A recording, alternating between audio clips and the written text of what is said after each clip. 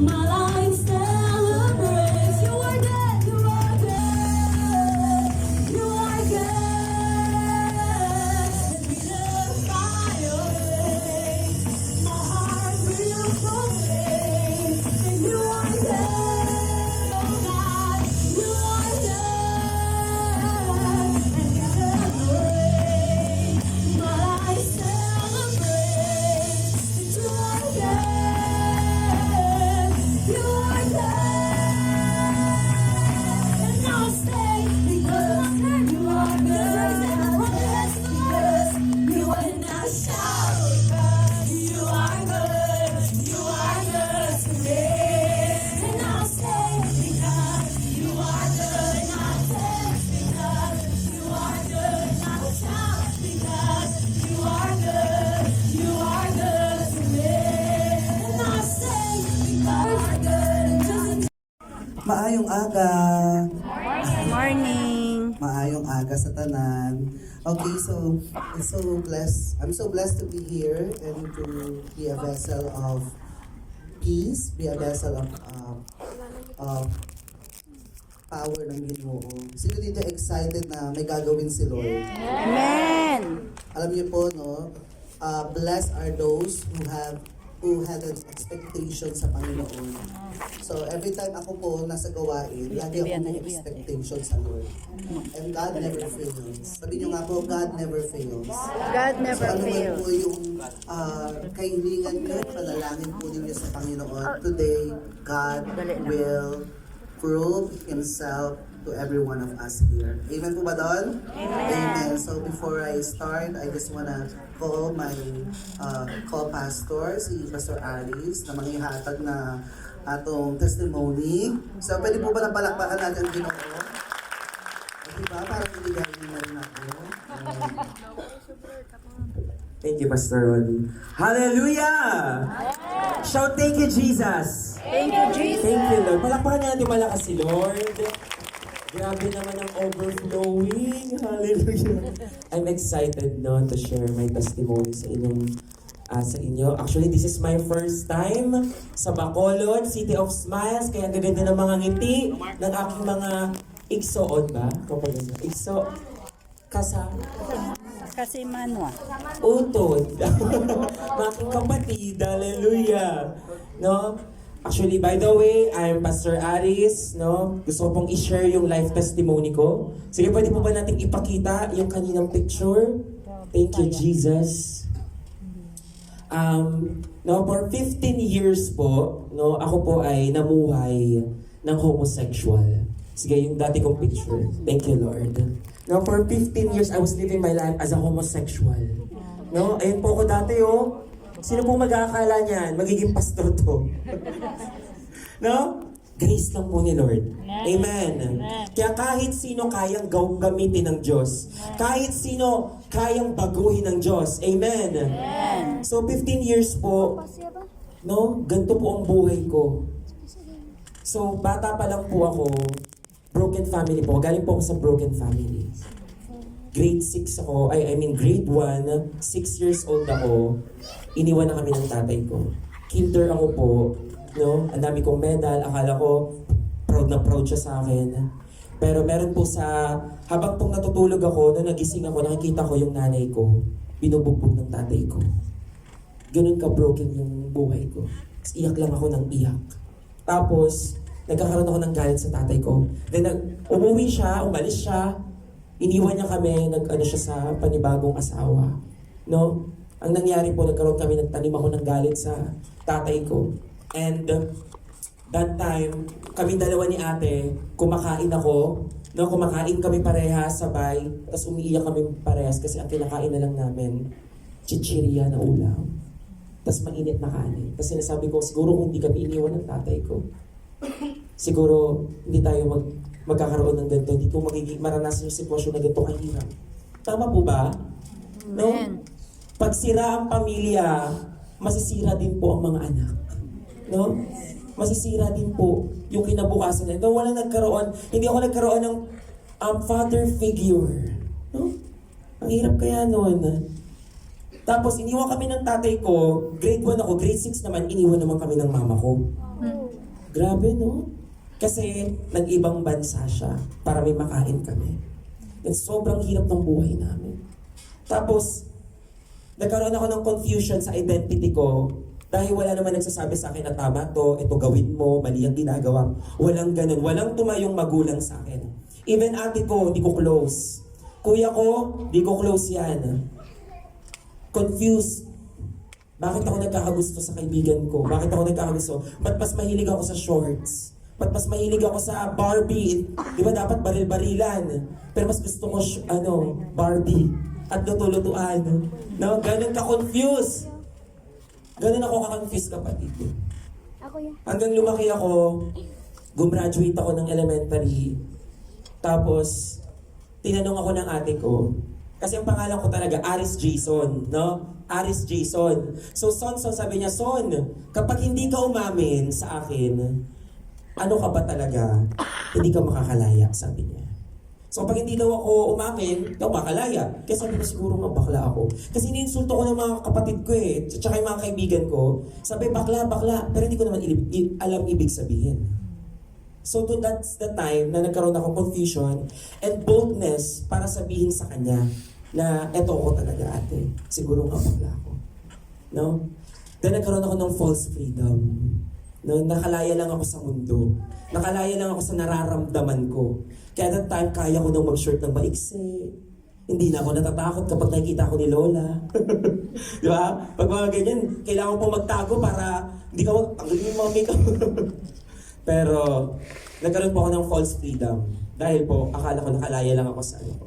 Pero walang Diyos sa pamilya namin. Kapatid, walang Diyos sa pamilya namin. Dahil lumaki ako na ang nanay ko minumura ko. Sino dito nagminumura yung nanay niya? Huwag mo na itas yung kamay mo. Di ba? Mamaya i-repent po yan sa Lord. No? Tignan mo ha. Minumura ko yung nanay ko, yung kapatid kong maliit, binubugbog ko. Pag sinasaktan ako ni mama, sasaktan ko din siya. Grabe ako kasama black sheep. Minumura ko ate ko, kuya ko, mga pinsan ko, tita ko, tito, lahat sila. Grabe talaga, walang kwentang buhay ko kasi I'm a selfish. Selfish po ako. No, kahit basta may pera ako, nakakain ako, meron akong ganito, wala akong pakialam sa kanila. Pero dumating yung point na kahit anong meron ako, no? Kasi sabi ko, nararanasan ko tong mga bagay na to, like kunyari, kasi akala ko ang buhay po pagpapayaman eh. Tama po ba? Akala ko ang buhay pagpapayaman. Pera ka, magtatrabaho ka, ganito gagawin mo, magpapasikat ka. Lalo ngayon, pasikatan na. Tama po ba? No? Wala kang say kapag hindi ka hindi ka sikat. Di ba? Pag hindi ka trending, hindi ka wala kang say.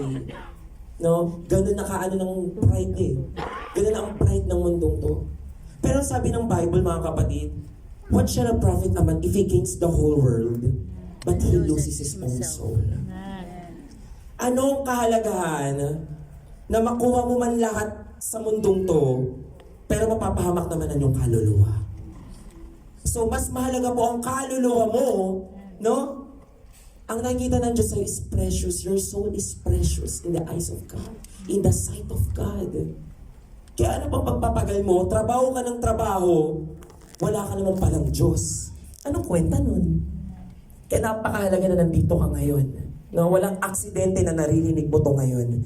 Kasi merong plano ang Diyos sa buhay mo. Amen? Pakanya natin si Lord. Thank you, Jesus. And dahil walang relasyon ako sa pamilya ko, walang Diyos sa pamilya namin. Alam niyo po ba, ang hinanap ko sa barkada ko, natuto kong manlalaki, natuto ako magbisyo, inom, alak, barkada, lahat. Name it. Lahat ginawa ko. Kasi hinanap ko yung void. Nararanasan mo yun? Parang kahit anong gawin mo, kahit anong meron ka, may kulang sa puso mo. Dahil kulang ang Panginoong Jesus. No? Hanap ako ng hanap. Yun ang routine ng buhay ko, mga kapatid. Manlalalaki ako, barkada, inom, bisyo, lahat, ganito, ganyan. Suka doon, suka dyan, bar doon, bar dyan. But ending, mga kapatid, wala pa rin kwenta. Kulang pa din ako. pupunta ako, no? Yung image na to, yan, nakikita nyo yan, akala mo masaya. Pero deep inside, I'm a broken. No? Sira. Minsan, gumagawa tayo, nag-create tayo ng image. No? Tulad ng mga ganyan. Nag-create tayo ng image na matapang ka, malakas ka. Pero sa totoo lang, sira ka na. Basag ka na. Hindi ka pala buo. No? Kailangan mo palang buuin. Kailangan ka palang magpabuo sa Panginoong Jesus. And sira yung buhay ko. Then pupunta ako sa kama ko, kala ko masaya na. Lord, parang, kumbaga wala naman Diyos sa buhay namin eh. Pero tatanungin ko yung Diyos, Lord, iiyak ako sa kama. Ganito lang ba yung purpose mo sa akin? Minumura ko pa nga ang Diyos eh. Ganito lang ba yung purpose na binigay mo sa akin? Ganito lang ba yung ginawa mo sa akin? Ba't walang nagmamahal sa akin? Sabi ko. No? Natanong mo na ba ito sa sarili mo? Bakit walang nagmamahal sa akin? Ba't hindi ako kamahal-mahal? Tapos, lahat yon nakuha ko na yung gusto ko, pero at the end of the day, I was empty. Always looking for someone who will love me. No? Then, alam niyo po ba na dumating yung point na si ate ko naman, yung lagi kong kaaway, nag-start siyang magsimba. No? Tapos, in-invite niya ako doon. Nawala siya, pero ako nagpatuloy. Kasi alam ko kinakausap ako ng Diyos. No? Mahaba po ang buhok ko, ganyan. May mahaba pa po akong buhok. Sige, ano niyo po. Pwede niyo po bang yung next na ano? No, nagpa-pageant pin po ako. Next, sige. Thank you, Jesus. Grabe, no? Sino yan? Ay, so. Sino ka dyan? Pero kung isipin niyo po, no? Lahat talaga, nag-join ako ng pageant, nag-join ako ng Itbulaga. So ano pa ba ang hihingin ko? Ano pa ba yung kailangan kong hanapin? No? Pero bakit kulang pa din ako? Pero yung nag-start ako nag-church, ganyan ako mahaba ang buhok ko, pupunta ako dyan sa harapan, pupunta ako sa sulok, minsan sa dulo. No? Kaya mga dulo, tandaan nyo, gagamitin kayo ni Lord. Dulo-dulo ka pa, ha? Hiya-hiya ka pa, pero next time, ikaw naman magsasalita dito. Amen! Hallelujah! Wala ka si Lord.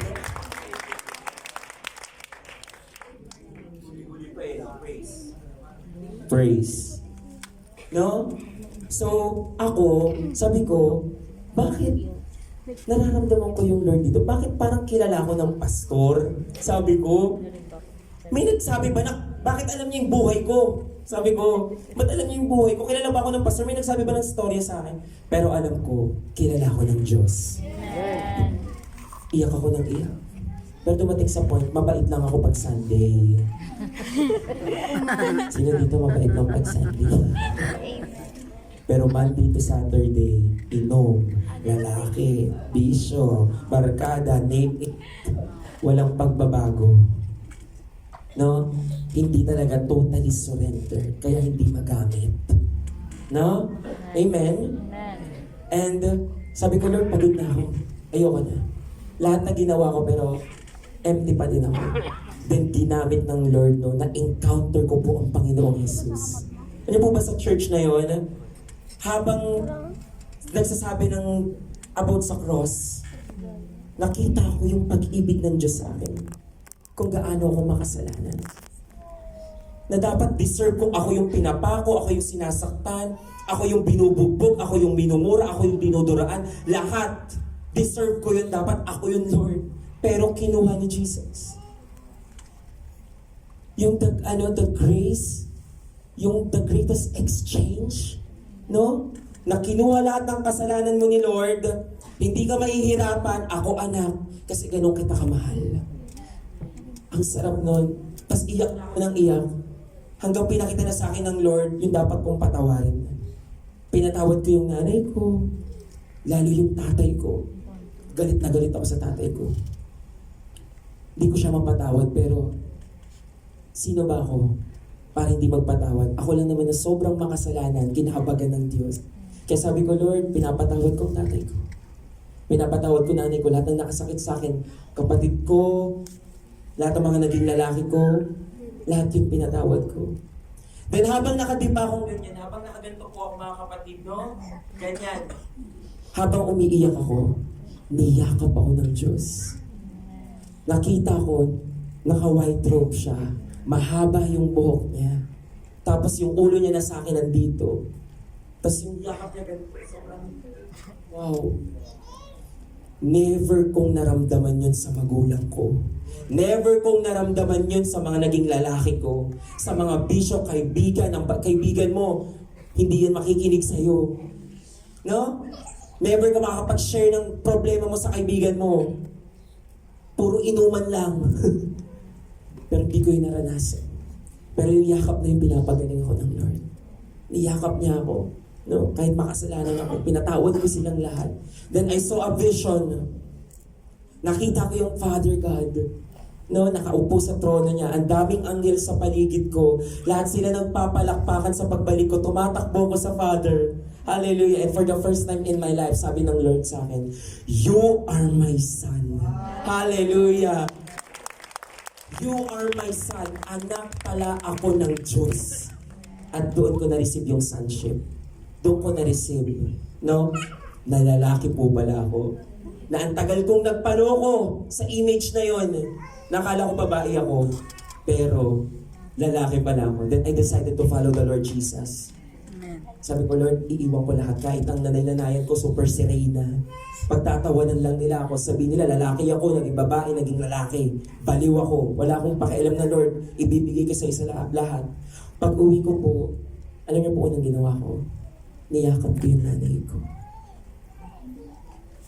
Niyakap ko yung mama ko, hinalik-halikan ko. Sabi ko, Ma, sorry sa lahat ng ginawa ko. Patawarin mo ako, Ma. Yung ate ko, ano, sabi, nangyayari sa'yo? Nalikan ko sila, patawarin niyo ako sa lahat ng ginawa ko. Kapatid kong binubugbog, Man, sorry.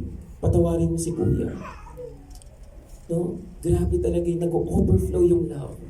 No? Kasi ang evidence ng Lord na isa kang tunay na Kristiyano, hindi yung kapangyarihan lang eh. No? Ang evidence ng Lord is punong-puno ka ng pag-ibig niya. Nagpapatawad ka. Kaya pinatawad ko yung mga tita ko, niyakap ko, wala akong sinabi.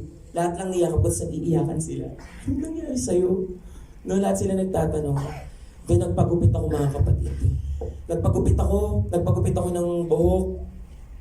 Tapos sabi ng mga kaibigan ko, sayang naman yung buhay mo, sayang yung ganyan, sayang invest, ang ganda mo pa naman, sayang yung lahat ng inano mo. Pero sabi ko, hindi yun sayang. Mas sayang kapatid kapag hindi ko nakilala ang Panginoon. Mas sayang kapag hindi ko nalaman yung pag-ibig niya para sa akin. Amen? Amen. Kaya ang tagal kong hinanap yung lalaking magmamahal sa akin. Sa Panginoong Hesus ko lang po yung natagpuan. Amen? Ganun siya kamapagmahal. Kaya yung mga, yung mga nanay ko po, yung buong pamilya ko ni-restore ng Lord. No? Ngayon po, born again na po silang lahat. Sama-sama po kami nagpupuri. Actually, I'm pioneering po sa Caloocan. Actually, I'm a pastor now. Thank you, Lord. By the grace of the Lord, no, tinawag tayo ng Panginoong Jesus. Sino mag-aakala na gagamitin ng Lord yung gantong walang kwenta? No? Kaya ganoon din po ang gagawin sa inyo. Naging street preacher ako, pupunta kami sa homeless, pupunta kami sa kulungan to give hope. No? Ganun po ang dapat na ginagawa natin. Yung walang purpose, nagkaroon ng purpose. Amen? Because my old self has been crucified with Christ. It is no longer I who live, but Christ lives in me.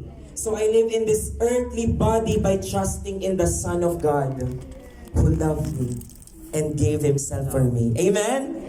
Thank you, Jesus. To God be all the glory. Hallelujah. Pwede po ba natin palakpakan pa ang Panginoon? Grabe. Grabe, Gid, ang Ginoo. Tama po ba? Grabe, Gid, ang Ginoo, no? Talagang palangga tayo ng Ginoo. Amen po? Amen. Sa oras pong ito, pwede po ba tayong tumayo? Let us pray. We need to welcome the Spirit of the Lord, the Spirit of the living God, the Spirit. Taas ang kamay. Nagpabilins dito mo. Lahat po yun may mga testimony. Wala. Tama po ba? And there is more. Sabi ko nga po, there is more. There is more. When you are born again, there is more. You are always excited every day kasi alam mo ang Ginoo may gagawin pa sa buhay mo. There is no down moment when you are in the kingdom of God. Amen. Yung paglabas mo, napako, aray ko, ang sakit, ano ba yun, Lord? Pagdating mo sa ospital, kaganyan-ganyan ka, yung pala may patatanggapin ka pala. You know, He took what the enemy meant for evil and He will turn it for good. What yan? Ganun ang Ginoo. Kaya huwag mong titignan na ang buhay mo ay pagkakamali because we are created by His image and by His likeness. Kaya hindi ko po ginagamit yung dating bakla, ngayon lalaki na, and so, hindi ako bakla. Nagkamali lang po ako, pero hindi ako pagkakamali. Hindi nagkamali ang Diyos nung nilikha ka ng Panginoon. Amen po ba doon? Nagunawaan po ba natin? Kung chismosa ka, hindi ka chismosa forever. Nagkamali ka lang. Kung mangko ka, ano yung mangko? Hindi ka mangkukulang. Nagkamali ka lang. Because you don't know the right information. You don't know the Word of God. You don't have a relationship with the Lord. That's why you are doing something that you don't know. Kaya nga, tigilan niyo yung piling ko, piling ka, piling mo, pilingera ka. Because that words showing that you are not sure with your identity. Feeling blessed, feeling lang talaga, Gid. Hindi ka ba blessed? Amen po ba doon? So nakita niyo po, di ba? I am not, hindi ako naging bakla, nagkamali lang ako. But I am not defined as the world wants me to be. I am defined who I am in the kingdom of God. That I am a children of God. Whether you are a man or woman, you are a children of God. Amen po ba doon? Amen. Pag na-receive niyo po yung revelation yan, you can minister people. Bakit? Yung pagiging bakla mo, grabe, ikaw pa nag-secure sa tao. Baka yan dati, ngayon lalaki na. Oh, ganun, totoo ba yun? Ay, praise the Lord. No, it's not. Tigilan po natin yun. Napaka-shallow nun, napaka-babaw po nun. Kasi ako, pwede po akong, itong lalaki-lalaki ako, bukas pwede akong bumagsak. So ano, bakla ulit ako? Hello? Hello? Amen. Narinig ka sa pagiging chismosa mo. Kinabukasan nag-chismis ka ulit, chismosa ka ulit? No. The world cannot define you as who you are. Only the Lord, only the kingdom of God. Kaya dapat makita mo yung sarili mo kung sino ka sa harapan ng Diyos. Kaya sabi ko, mas gugustuhin kong tawagin akong anak ng Diyos kaysa tawagin ako ng mga pangalang nilikha lang ng mundo. Tama po ba? Parang ganito, masarap ang tawaging bakla o mas masarap tawaging anak ng Diyos? Anak ng Diyos. That's why when we minister, lagi ko, I never talk about that kind of names. That kind of acronyms. Why? Hindi yan nag-i-exist sa kaharian ng Diyos. When you are free, no, when you know the truth will Set me free. Set me free. set you free. Meaning to say, ikaw mismo, alam mo kung ano yung totoo. That's why you will never be deceived again.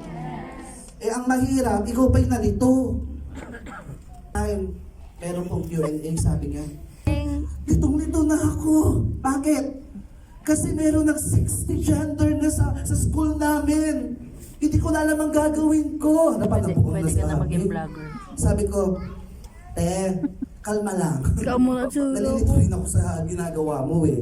Ano ba problema? Sabi niya, there is a 60 preferences, chuchu-chuchu, ganyan sa school.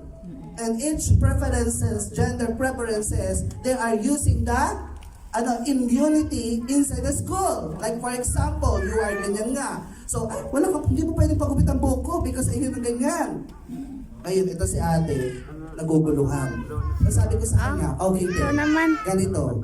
Diba, Ikaw naman. makakilala ka na kay Lord? Opo. Diba anak ka ng Lord? Opo. Eh bakit ka naguguluhan?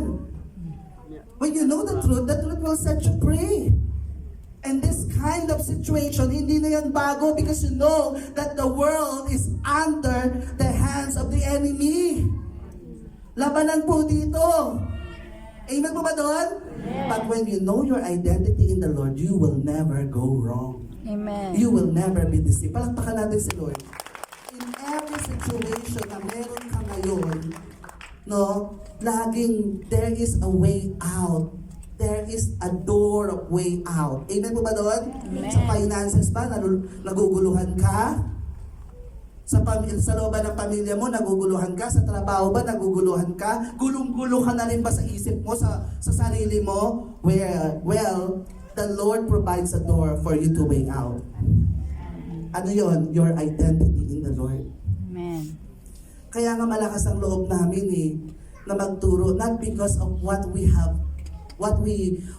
done or what we conquer in our life, because everything is in the grace of the Lord, by the grace of God. Amen po ba doon? Nakakatayo po kami dito because of His grace. Kasi pinakita sa amin ng Lord kung ano talaga ang identity namin sa Panginoon. Now, sa oras po ito, pinapakita ngayon ng Lord kung ano ang identity mo sa harapan ng Diyos. You are sons and daughters of God. Kaya hindi ka maliligaw. Amen po ba doon? Amen. Amen? Sabi mo sa katabi mo, hindi ka maliligaw. Hindi ka maliligaw. So, when you are born again, sabi ng John 3:3, unless you've been born again, you will never see the kingdom of God, or he will never see the kingdom of God. Meaning to say, as a born again, dapat nakikita mo kung ano ang nasa kingdom ng Panginoon. Amen. Ngayon, naririnig mo ba si Lord? Amen. Sino dito yung naririnig si Lord? Ako, naririnig ko sila. That is one significance Si Pastor that ako you are born again. Naririnig mo ang Panginoon. Amen. Every minute, every seconds of your life. Kanina ng umaga, I am preparing, Breakfast. Ay. waiting for the Lord's message na ibibigay niya. At habang nag-worship ako, actually nakagawa na lahat eh. Habang nag-worship ako, alam sabi sa akin ni Lord, ayan ka na naman, bida-bida ka. Bakit Lord? Kung ano-ano nilagay mo na naman doon, pinahaba-haba mo pa. Ay, sorry Lord. Can you imagine that? Even making a word for all of us, including me, kay Lord pa rin manggagaling. So bakit ko pahihirapan sarili ko? If I am in the kingdom of God, you will always have the message to share. Amen. Kahit dito, pwedeng mag-preach lahat to eh. Bakit? We are here listening no word from the Lord, not because kailangan mo, hindi. Kasi paglabas mo dito, marami kang aabutin. Amen? Marami kang aabutin. That's why you must be founded by the Word of God. Your identity must be in the Lord so that you can walk by His Word. Amen po ba doon? Amen. And you will baptize by the Spirit of God. Therefore, yung mga hindi mo kaya, magagawa mo. Sino dito yung maraming hindi kaya? Ako. Aba, wala magtasang ka ba? Kaya. Ano nga, over ha? Marami tayong hindi kayang gawin. But because the Spirit of the Lord is in your life, magagawa mo. Hello? Amen. Sino dito excited na maraming gawin para kay Lord? Diba? This is a new thing. Teka nami, si Anhon. Ganun lang po ka-easy sa kaharian ng Diyos. If you know to follow the instruction of the Lord, which is the Word of God, you will never experience such a headache. Eh kanina lang, parang bubuwal na ako. Hindi ko alam, Lord, paano ko ba uumpisa? Sabi ni Lord, kalma ka lang. Upo, meditate, worship. Maya-maya, nag-flow na siya. Diba? Amen po ba doon? Amen. Ganon din po sa atin lahat. Sino dito gusto maglingkod kay Lord? Amen. When you are born again, lagi kang may message. Hindi ka naman magtuturo ng revelation, ng 3 mangkok, 7 mangkok, 10 mangkok. No, it's not. You're going to share your encounter with the Lord, and the Word of God will follow, and the Holy Spirit will anoint you as deliverer. Because Word of God is the Lord. The Word of God. God is the Word, and Word is God. Amen po ba doon? Ay, palakpakan po natin si Lord.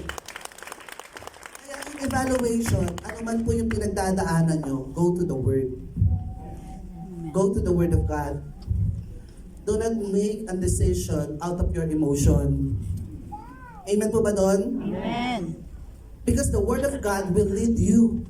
Sabi nga ng Bible, do not lean not on your own understanding. Acknowledge the Lord. Sino daw? The Lord. And He will direct your path. Sasabihin niya, bubulungan niya, kay Pastor Cynthia ka pumunta.